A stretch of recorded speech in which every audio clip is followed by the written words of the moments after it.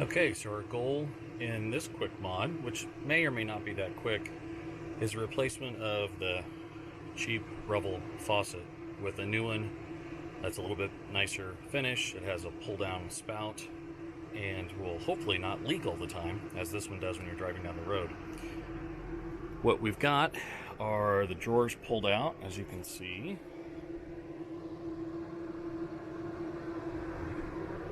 And we will be disconnecting these lines, hot and cold water, and replacing them with new brass fixtures that hopefully will be easy on off.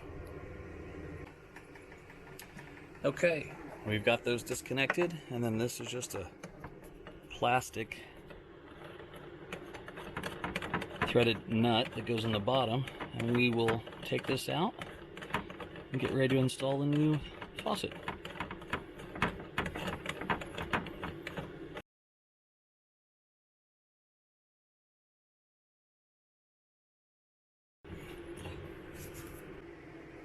Okay, so here we are with the new faucet. It's just sitting in this hole, it's not attached yet, but it fits the same 1 3/8. And then underneath we've got hot and cold, and of course our pull-out faucet so that we can rinse down into the sink, which I think should be a lot better. I'll be sure to link to this from Amazon. Again, thanks to everybody in the forum that pointed this out, and we'll update you as soon as we get everything reconnected. Okay, we're going to take a couple of brass reducers, and we're going to take those and connect them to the hot and cold line of the faucet. And of course, this might be hard to see, the hot and cold line that's already plumbed. I'll probably need to come back in and adjust those fittings at some time. Those are notorious for leaking, and I think I may already be developing one, but we're going to save that for another day. Okay, a little dark in there, but you can see we've got the brass connectors on. We've got the weight on the hose. Everything's nicely routed behind the refrigerator cabinet.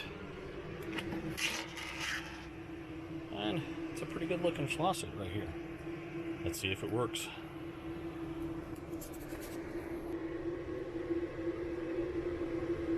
Pump is on.